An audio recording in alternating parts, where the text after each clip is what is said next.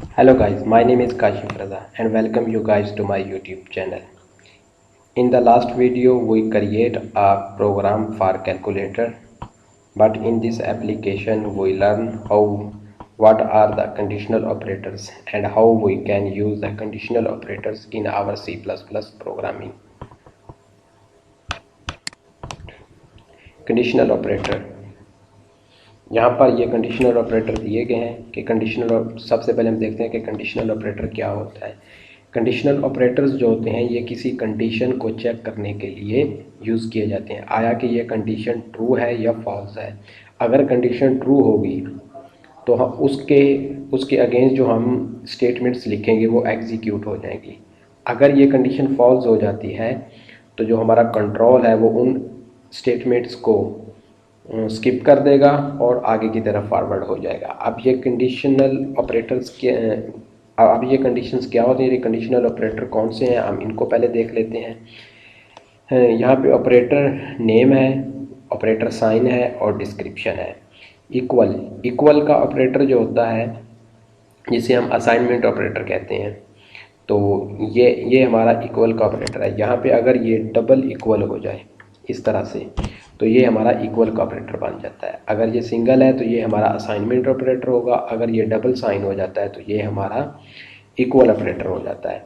Compare two values equal or not, equal operator जो होता है ये दो वैल्यूज़ को कंपेयर करने के लिए इस्तेमाल होता है कि जो दो वैल्यूज़ दी गई हैं क्या ये दोनों आपस में बराबर हैं या बराबर नहीं है, यानी कि इक्वल हैं या इक्वल नहीं है।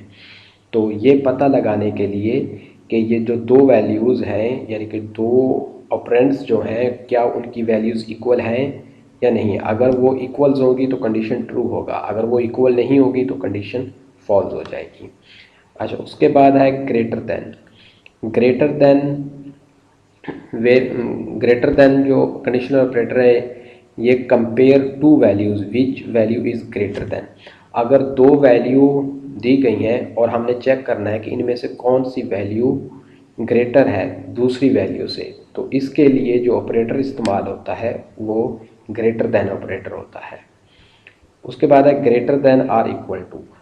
अगर हमने ये पता लगाना है कि क्या एक वैल्यू दूसरी वैल्यू से बड़ी है या बराबर है, यानी कि एक कंडीशन तो ये है कि क्या वो बड़ी है, अगर बड़ी नहीं है तो क्या वो बराबर है। अगर ये पता करना हो तो इसके लिए हमारे पास जो ऑपरेटर इस्तेमाल होता है वो होता है greater than or equal to. इसका साइन है ये ग्रेटर देन और उसके आगे हमने असाइनमेंट ऑपरेटर को लगाएंगे तो ये ग्रेटर देन और इक्वल टू ऑपरेटर बन जाएगा। अब ये क्या कहता है, compare two values which value is greater or equal. ये चेक करने के लिए कि कौन सी वैल्यू ग्रेटर है या इक्वल है दूसरी वैल्यू के। Less than operator compare two values which value is smaller. अगर हमने ये चेक करना हो कि कौन सी वैल्यू दूसरी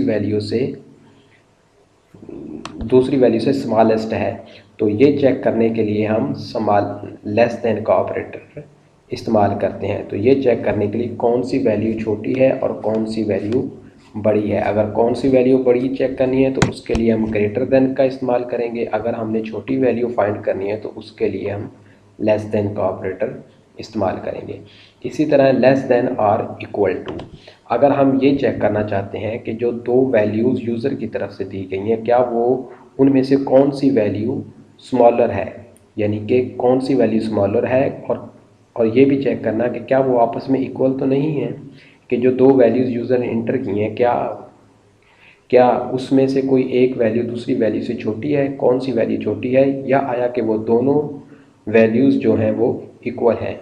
तो इसके लिए जो ऑपरेटर इस्तेमाल किया जाता है वो हमारा less than or equal to का ऑपरेटर होता है। तो इसके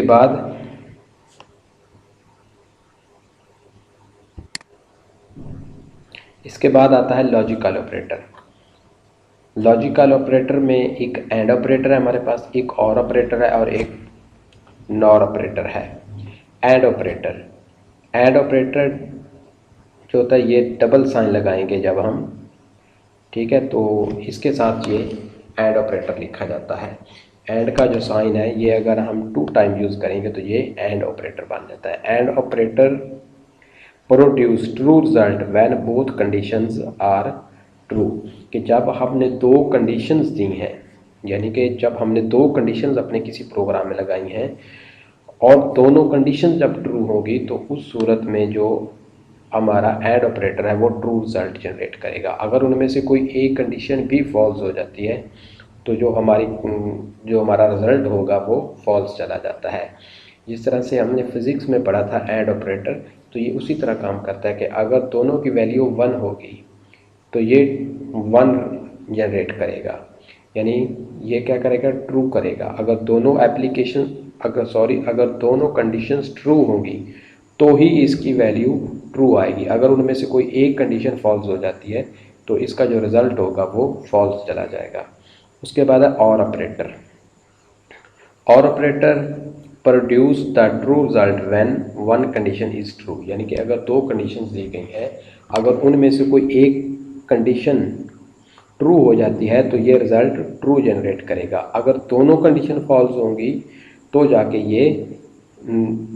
ये फिर फॉल्स रिजल्ट जनरेट करेगा। Nor operator produce true result when condition false and produce false result when condition true, यानी कि अगर कंडीशन ट्रू होगी तो ये फॉल्स रिजल्ट जनरेट करेगा, अगर कंडीशन फॉल्स होगी तो ये ट्रू रिजल्ट जनरेट करेगा, यानी ये उसके अपोजिट काम करेगा। अगर कंडीशन ट्रू है तो फॉल्स कर देगा, अगर फॉल्स है तो उसको ट्रू कर देगा। तो ये हैं हमारे कंडीशनल ऑपरेटर और लॉजिकल ऑपरेटर। इसके बाद हम देखेंगे कि हम इन ऑपरेटर्स को किस तरह से अपनी C++ प्रोग्रामिंग में इस्तेमाल करते हैं। तो अगर आप लोगों को मेरी ये वीडियो अच्छी लगी हो तो इसको लाइक करें, कमेंट करें, शेयर करें। मिलते हैं एक नई वीडियो के साथ। Okay, good bye.